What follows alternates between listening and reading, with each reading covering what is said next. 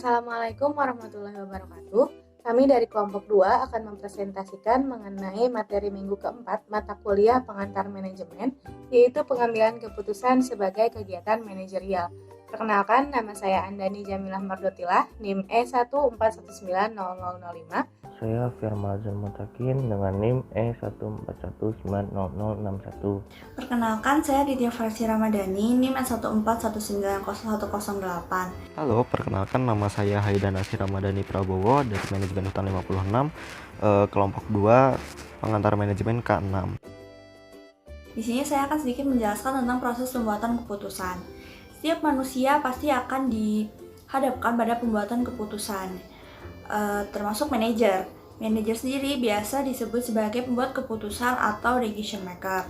Ruang lingkup pengambilan keputusan menurut Robbins and Coulter 2012 antara lain, yang pertama itu tipe pengambilan keputusan yang dibagi menjadi 4, pengarahan, analitik, konseptual, dan perilaku. Lalu yang kedua ada kondisi pengambilan keputusan yang dibagi menjadi 3, kepastian, resiko, dan ketidakpastian. Yang ketiga ada jenis masalah dan keputusan yang dibagi menjadi 2, terstruktur dengan baik atau terprogram dan tidak terstruktur atau tidak terprogram. Ada 8 tahapan dalam pengambilan keputusan, dimulai dari mengidentifikasi permasalahan, lalu mengidentifikasi kriteria, mengalokasikan bobot untuk setiap kriterianya, lalu menyusun alternatif, menganalisis alternatif-alternatif yang sudah ada, selanjutnya memilih alternatif berdasarkan jumlah bobot terbesarnya, lalu mengimplementasikan alternatif yang sudah dipilih dan mengevaluasi efektivitas dari alternatif tersebut. Nah, di sini saya akan menjelaskan mengenai perspektif dalam pembuatan keputusan. Nah, ada 4, yaitu yang pertama ada rasionalitas, yang kedua ada rasionalitas terbatas, yang ketiga ada peran intuisi, dan yang keempat peran manajemen berbasis bukti. Nah, untuk rasionalitas sendiri bahwa menjelaskan bahwa keputusan itu objektif, logis, dan juga mengutamakan kepentingan bersama di atas kepentingan pribadi. Dan untuk rasionalitas terbatas menjelaskan bahwa manajer membuat keputusan berdasarkan rasional, tetapi dalam pengumpulan informasi tetap memiliki keterbatasan, yaitu sehingga dalam keputusannya akan tetap terpengaruhi oleh budaya organisasi ataupun kekuasaan yang sedang dia miliki. Dan juga ada yang namanya eskalasi komitmen. Untuk yang ketiga, peran intuisi, itu bahwa keputusan yang diambil oleh seorang manajer tidak luput dari perasaan-perasaan pribadi atau emosional yang dia miliki, yaitu ada seperti pengalaman, penilaian, maupun perasaan pribadi yang dia miliki. Dan untuk yang terakhir, manajemen berbasis bukti. Jadi setiap seorang manajer membuat keputusan pasti diharuskan untuk harus didukung dengan bukti-bukti yang konkret sehingga keputusan yang dia ambil itu dapat dipertanggungjawabkan. Mungkin itu yang dapat saya sampaikan, dilanjutkan oleh teman saya.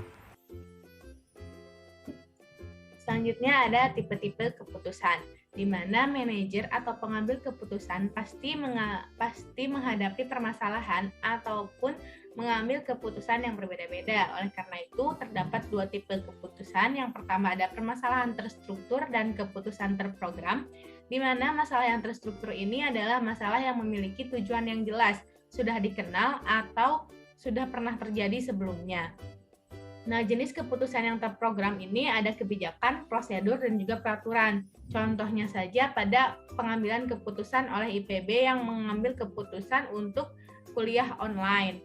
Nah, kebijakan yang diambil IPB untuk kuliah online ini juga memperbolehkan mahasiswa tingkat akhir yang memerlukan penelitian untuk datang ke kampus dengan prosedur dan juga peraturan yang harus dipenuhi oleh mahasiswa tersebut.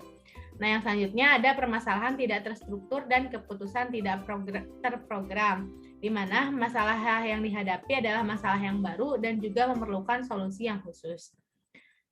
Untuk itu selanjutnya ada kondisi pengambilan keputusan. Kondisi pengambilan keputusan ini yang pertama ada kepastian, resiko, dan juga ketidakpastian. Ada gaya dan tipe pengambilan keputusan, yaitu ada cara berpikir dan juga toleransi terhadap ambiguitas. Cara berpikir ini yaitu ada rasional, logis, dan konsisten. intuitif, kreatif, dan juga unik. Untuk toleransi ada dua, itu toleransi rendah dan juga toleransi tinggi, di mana toleransi rendah membutuhkan konsistensi dan juga keteraturan. Di sini saya berkesempatan untuk memaparkan materi tentang bias dan kekeliruan pengambilan keputusan. Yang pertama itu ada heuristik, yang kedua terlalu percaya diri, ketiga keputusan yang cepat, keempat efek berlabuh, 5 persepsi yang selektif, 6 bias konfirmasi, 7 bias terbatas, 8 bias ketersediaan, 9 bias perwakilan, 10 bias keacakan, 11 kesalahan biaya, ke-12 bias mandiri, ke-13 bias peninjauan ke belakang. Lalu ada pada sub 7 yaitu tren pengambilan keputusan.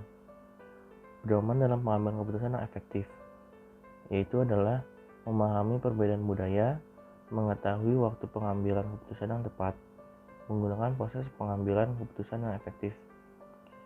Seterusnya, ada kebiasaan organisasi yang handal, tidak terlena kesuksesan, selalu unggul dalam keahlian, menanamkan kompleksitas.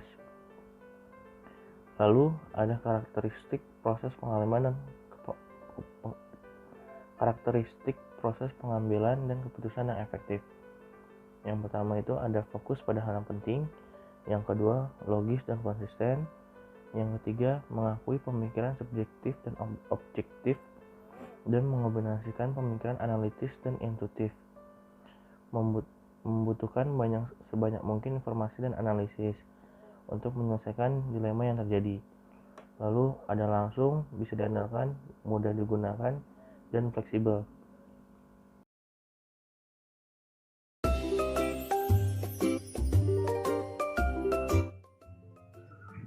Oke teman-teman semuanya, jadi di sini gue Haidar dari MN56 mau kayak memantik diskusi dari kalian semua tentang itu ya, tentang kemarin keputusan IPB yang memutuskan untuk kuliah online lagi kita dari rumah selama 1 semester ke depan. Nah, di sini output yang kita harapkan mungkin nanti kita dapat mengambil satu kesimpulan dari kita berempat gimana seharusnya IPB bertindak, dan mungkin nanti bisa didengar atau dijadiin pertimbangan juga, siapa tahu. Jadi mungkin gue mau nanya aja, pandangan kalian gimana sih setelah kalian mendengar IPB mau di onlinein lagi 1 semester ini pas kemarin itu. Coba siapa dulu yang mau duluan?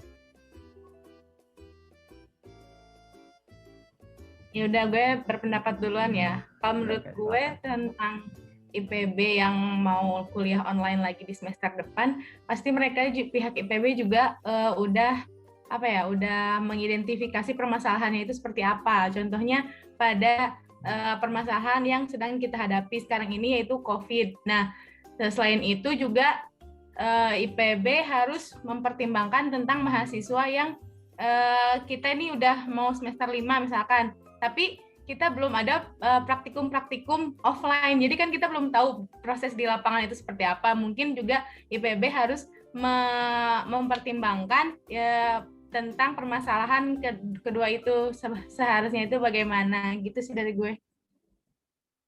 Oke, mantap juga tuh. Jadi di sini ada yang mau nanggepin pendapatnya Ami tadi sebelumnya nggak?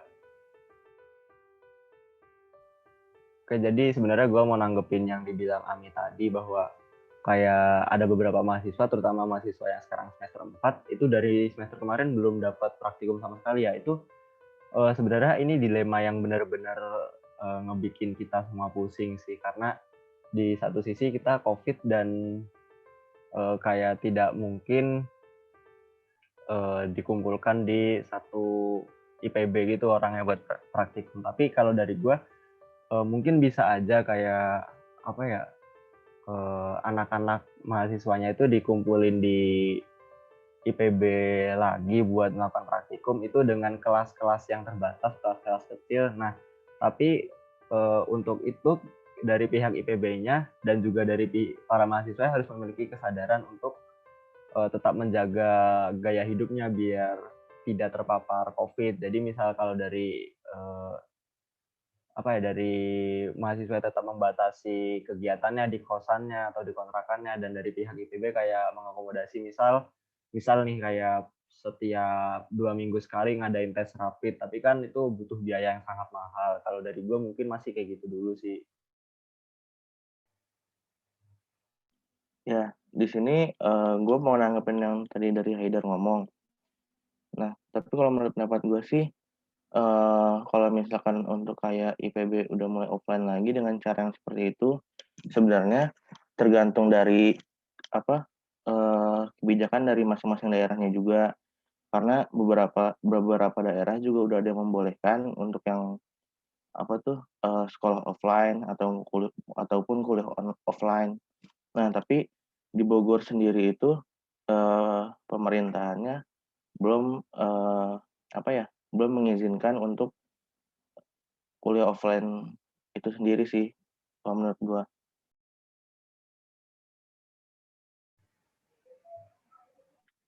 Ya, oke. Aku di sini mau nanggepin yang dari Hafiar tadi. Mungkin bagi aku bisa aja sih kita offline, tapi kayak diutamakan lagi buat mahasiswa-mahasiswa yang tingkatnya mungkin lebih tinggi, yang memang sangat memerlukan untuk praktikum di kampus. Tapi mungkin nggak bisa semua kita kayak diplot-plotin juga, karena kan tergantung dari kebijakan pemerintahan daerah asalnya mereka juga. Dan juga mahasiswa ini dianjurkan untuk karantina di asrama yang ada di IPB selama kurang lebih 2 minggu. Dan selama karantina ini juga mahasiswa-mahasiswa itu tidak dianjurkan untuk keluar dari area kampus agar benar-benar memastikan bahwa mereka itu tidak terpapar virus COVID-19 ini. Ada sih sekian dari aku. Oke, Javier ya udah balik ternyata dari kelempar. Jadi kalau dari diskusi kita bisa kita simpulin bahwa kalau dari kitanya sendiri mungkin dari pihak IPB bisa menerapkan masuk offline, tetapi untuk beberapa batasan tertentu kayak mungkin jurusan-jurusan atau departemen-departemen tertentu, dan kemudian juga dari mahasiswa yang benar-benar butuh banget untuk offline, kayak misalnya mahasiswa yang butuh penelitian di tingkat akhir ataupun yang udah semester-semester akhir juga yang emang bener-bener mata kuliahnya tuh praktikumnya harus banget dilakuin di kampus, tapi dengan syarat kayak misal tadi yang dibilang Tia sama dibilang Hafiar bahwa nanti pas udah masuk itu ada kayak karantina secara bergelombang gitu, biar nggak sekaligus langsung masuk ke asrama, dan juga pas udah di dalam asrama itu nggak bener-bener di karantina, nggak boleh keluar IPB, dan juga nggak boleh nerima tamu dari luar IPB juga. Nah, kalau kayak gitu mungkin bisa dijadiin pertimbangan juga sih, cuman ya nggak tahu nanti ke depannya. Ya udah, mungkin gitu aja sih guys. Gue cuman pengen dengar kalian pendapatnya gimana. Ya udah, makasih buat waktunya. Salam olahraga.